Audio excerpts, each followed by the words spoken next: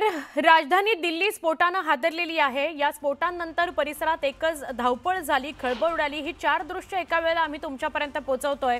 I-20 कारमध्ये हा blast झालेला होता, जी पार्किंग लॉटमध्ये पार्क करण्यात आलेली होती।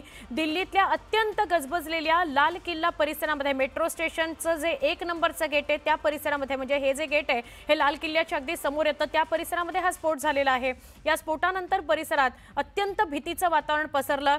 अनेक लोकांना लक्षातच आलं नाही की नेमकं काय होतंय, कारण रस्ता हादरला, इमारती हादरल्या आणि ही सगळी दृश्य स्फोटानंतरची आपण या चार दृश्यांमध्ये बघतो आहोत।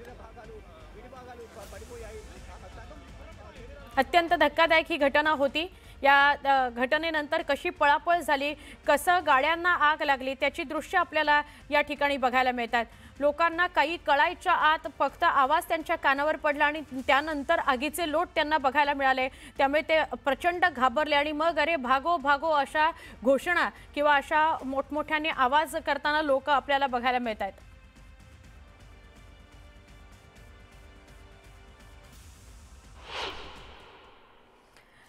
तर दिल्लीच्या स्फोटाप्रकरणी वेगवेगळ्या अँगलने पोलीस तपास करतायत। आतापर्यंत स्फोट कसा घडवण्यात आला हे स्पष्ट झालेलं नाहीये। धक्कादायक बाब म्हणजे एवढा मोठा ब्लास्ट झाल्यानंतर सुद्धा घटनास्थळावर कुठल्याही प्रकारचा खड्डा तयार झाला नाही।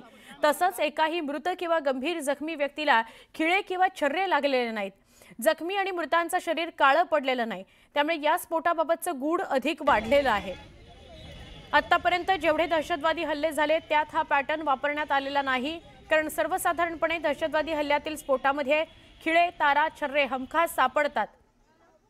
तसं या स्फोटामध्ये काहीच झालेलं नाहीये।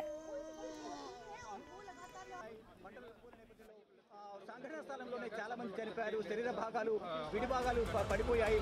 సగం శరీరం సగభాగం వరకు తల మెడ అలాగే ఇటు నడు వరకు కూడా కొంత భాగం తెగిపడిపోయాయి కూడా। आता आपण स्फोट कसा घडवला यावर नजर टाकूया। स्फोट झाल्यानंतर घटनास्थळावर नॉर्मली खड्डा पडतो, पण तसा काल जो ब्लास्ट झाला त्यानंतर पडलेला नाहीये। अशा प्रकारचा ब्लास्ट होतो, त्यानंतर खिळे, छर्रे घटनास्थळी हमखास आढळून येतात, पण काल तसे खिळे किंवा छर्रे आढळून आलेले नाहीत। कुठल्याही मृत व्यक्तीच्या शरीरात पण नव्हते। त्यानंतर मृत व्यक्तीचं शरीर काळं निळं पडलेलं असतं, पण तसं काल कुठेही बघायला मिळालं नाही। जखमींच्या शरीरावर कोणतंही केमिकल सुद्धा सापडलेलं नाही। स्फोटात गाडी मात्र पूर्णपणे उद्ध्वस्त झालेली आहे। स्फोटानंतर परिसरामध्ये RDXचा सुद्धा गंध पसरलेला बघायला मिळाला नाही। मुद्दा हा आहे की यापूर्वी अशा पद्धतीने स्फोट घडवण्यात आलेला नव्हता। इथं वेगळ्या प्रकारची मोडस ऑपरेंडी वापरण्यात आलेली होती। फरीदाबादमधून अटक केलेल्या मॉड्यूलशी याचे धागेदोरे जोडले जात आहेत।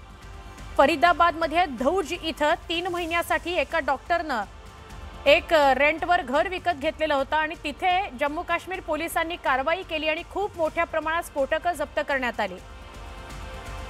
त्यांच्याकडे फरीदाबादमध्ये जे सापडून आले त्यामध्ये 14 बॅगा सापडलेल्या होत्या। आता आपण सविस्तर या सगळ्या घटनेसंदर्भात जाणून घेऊया की काल नेमकं काय काय घडलं। दिल्लीमध्ये I-20 कारचा ब्लास्ट झाला। कारवर नंबर प्लेट होती HR-26 CF 7674। हरियाणाची ही गाडी होती। पुलवामामध्ये शेवटची विकली गेली। कार मालकाचं नाव काय तर मोहम्मद सलमान। गुरुग्राम मधून मोहम्मद सलमान याला ताब्यात घेण्यात आलंय, ज्याची ही कार होती। दिल्लीतल्या ओखलामध्ये कारचा व्यवहार झाला होता।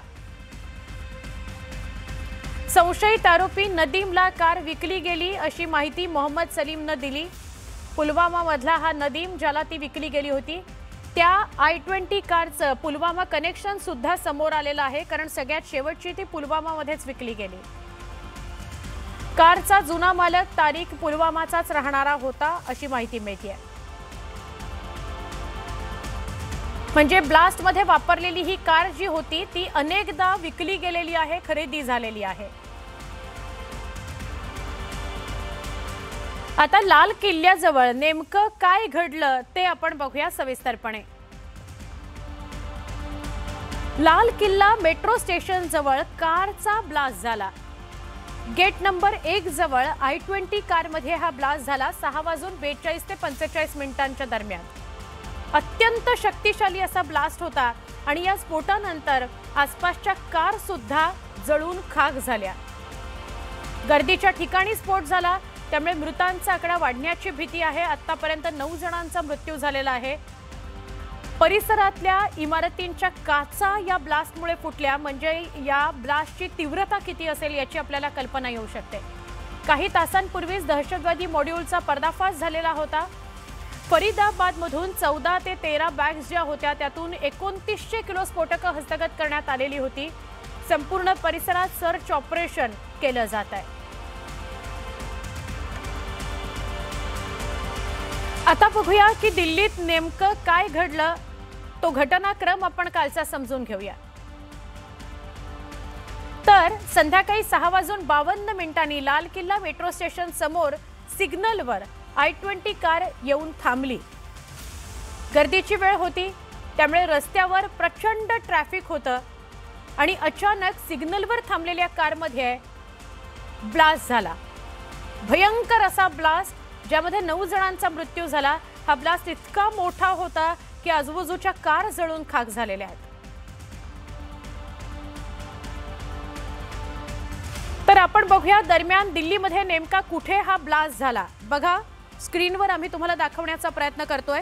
दिल्ली हादरलेली आहे। हा लाल किल्ला, या लाल किल्ल्याचं हे गेट जे आहे तिथून 500 मीटर अंतरावर मेट्रो स्टेशनच्या गेट नंबर 1 ला हा ब्लास्ट झालेला आहे। अत्यंत मोठा हा ब्लास्ट होता। सिग्नलवर गाडी थांबलेली होती आणि या गाडीमध्येच ब्लास्ट झाला, त्यामुळे इकडचा जो सगळा परिसर होता तो सगळा परिसर हादरला।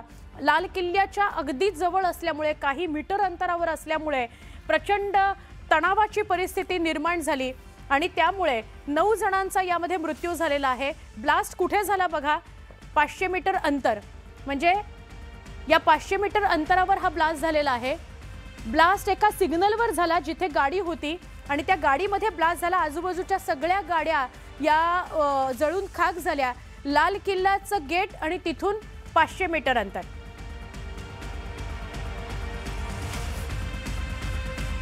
तर या ब्लास्टमध्ये एकूण 9 जणांचा मृत्यू झाला। किती मोठा हा ब्लास्ट असेल बघा, मृतांचा आकडा वाढेल अशी भीती व्यक्त केली जाते।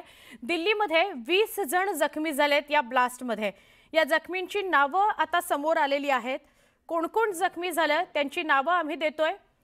शाइना प्रवीण, शिवा जयस्वाल, समीर हर्षल, आजाद जोगिंदर, भवानी शर्मा, गीता प्रसाद, विनय पाठक, विनोद सिंह, शिवम झा, मोहम्मद शहनवाज, अंकुश शर्मा, मोहम्मद फारूक कादिर, तिलकराज चंद, मोहम्मद साफवान, मोहम्मद जैनुद्दीन आणि किशोर लाल अशी 20 जण यामध्ये जखमी झालेली आहेत। मुळात आधी काय घडलंय हे कळायच्या आत ती जखमी झालेली होती, रस्त्यावर पडलेली होती। खूप मोठ्या प्रमाणात हा ब्लास्ट झाला, त्यानंतर रडताना आक्रोश करताना आपल्याला माणसं बघायला मिळत आहेत।